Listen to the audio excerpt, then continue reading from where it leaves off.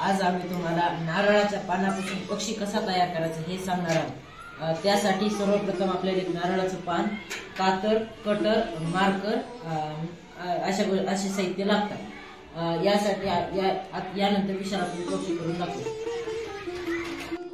विशाल आपल्याला हे असं कट करतात व आता याची ही शीर असते ना, ही बाजूला काढायची व पाने वेगळे करायचे। या पानांपासून आपल्याला विशाल पक्षी करून दाखवू।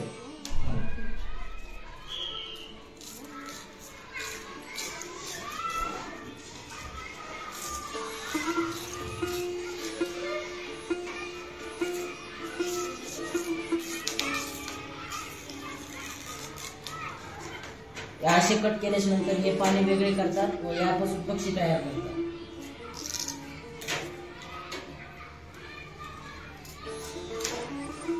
व शेवटीला ह्या शिरापासून त्याला लटकवण्यासाठी हे स्टँड तयार करतात।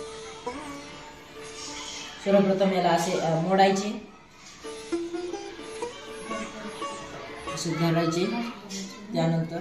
त्यानंतर हे पाणी चाटून याच्या मागून घेऊन याच्यात लावायचे व याच्यात ठेवायचे। आता यानंतर हे याच्यामधून काढायचे, हे पान याच्यामधून काढायचे व याची इथेच गाठ तयार होते। याची हे पक्ष्याची हे झालं पक्ष्यांचं शरीर। आतमधलं आपलं जे शरीर असतं ते हे पक्ष्याचं शरीर तयार झालं।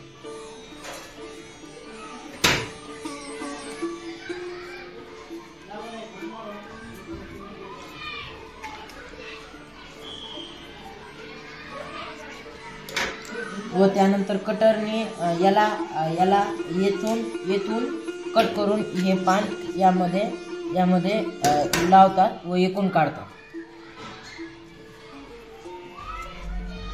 हे अशा प्रकारे आपले पक्षी तयार करतात। एकूण जसं केलं तसं एकूणही करतात, दोन्ही साईडनी करतात।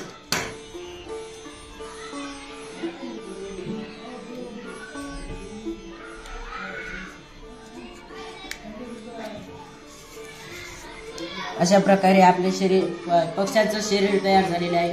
आता पक्ष्यांचं तोंड व शेपूट बनवतात। आता याला एक साइड पण कट करतात व याची शेपूट तयार करतात। ते विशाल करून दाखवेल।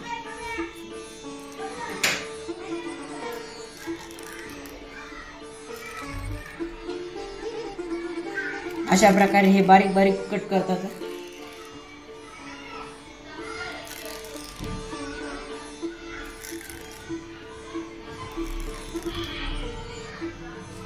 हे असे कट केल्याच्या नंतर आता याचे आपण पक्ष्यांचे याला थोडं मोकळं करून आता याच्या पक्ष्यांचे तोंड बनवायला सुरुवात करूया। हे अगदी काटेकोर पक्ष्यांचे तोंड हे अगदी काटेकोरपणे करावं लागते। त्यांना खूप कट असतात।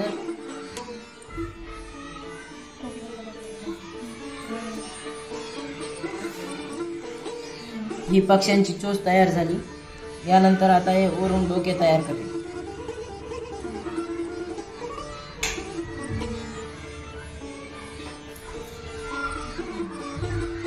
हे खूप काटेकोरपणे विशाल तयार करत आहे, आपण बघू शकता। हे पक्ष्यांची चोच व चेहरा तयार झालेला आहे। यानंतर अपूर्व आपल्याला त्याचा डोळा कुठं लावायचा ते सांगेल। हे इथे असं एकदम असं त्याची चोच असते पक्षाची, त्याच्या एकदम सेंटरला घेऊन हिडावरून असं सेंटरला घेऊन इथं त्याला असा डोळा काढायचा। अगदी सूक्ष्म काढायचा असतो, खूप पण मोठा नको आणि छोटा पण नको। अगदी ह्या साईडला पण तसंच, चोचापेक्षा थोडं वर व ह्या साईड पण आणि ह्या साईडला असं मध्यभागी असलेल्या ठिकाणी सेंटरला असा डोळा काढत असतो। धन्यवाद। हा पक्षी तयार झालेला आहे, तुम्ही बघू शकता। त्याचा डोळा खूप छान पद्धतीने तयार केलेला आहे। यानंतर आपण स्टँड बनवण्याकडे वळूया। सर्वप्रथम याला कट करतात व हे पाने याचे काढून जराशी कितपर्यंत काढून इथे गाठ मारतात। विशाल करून दाखव।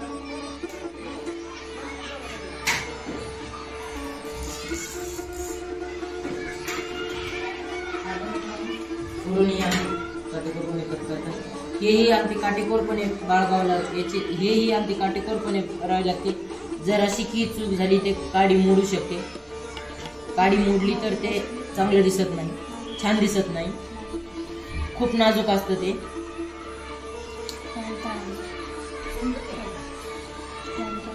हे अशा प्रकारे आपले हे स्टँड तयार झालेलं आहे, पक्ष्यांचं स्टँड तयार झालेलं आहे. अशा प्रकारे हे पक्ष्यांचं स्टँड तयार झालेलं आहे. आता यामध्ये विशाल आपल्याला पुढचं करून दाखवेल. याचं पुढचं टोक हे आणीदार बनवावं लागतं, कारण की याच्यामध्ये ते लावायचे असते. आता याला इकडून एक हे करायचं, छिद्र करायचं असतं. आता यामध्ये हे ठेवून हे स्टँड, पक्ष्यांचं स्टँड तयार झालेलं आहे. त्यानंतर हे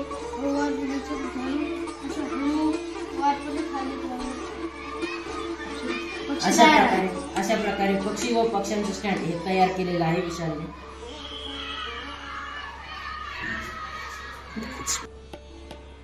डॉक्टर विनोद भागवत काका यांच्या मार्गदर्शनाखाली आम्ही काही पक्षी बनवलेले आहेत.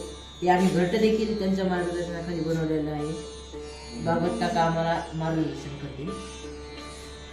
संत तुकाराम गुरुकुल लिखित पिंपरी या शाळेमधले ह्या विद्यार्थ्यांनी हे असे सुंदर पक्षी बनवले नारळाच्या पानापासून. हा उपक्रम या शाळेत असलेल्या पर्यावरण साधना या इको क्लबच्या मार्फत केला जातो. आणि या इको क्लबमध्ये ह्या नारळाच्या पानापासून असे सुंदर पक्षी तयार केलेले आहेत. हे पक्षी नारळाच्या पानापासून केलेले आहेत, अतिशय सुंदर दिसतात, अति फ्रेश तयार केलेले हिरवे असतात. परंतु या पान वाळले तरी याचा रंग बदलत नाही आणि हे असे सोलभेच्या वस्तू म्हणून पण ठेवण्याकरता फार उपयुक्त आहे. अशा या सुंदर कलाकृती या विद्यार्थ्यांनी तयार केलेल्या आहेत आणि याच्यासाठी यांचे अभिनंदन. आणि ह्या पद्धतीचे पक्षी करून इतर विद्यार्थ्यांना चांगली प्रेरणा मिळू शकते.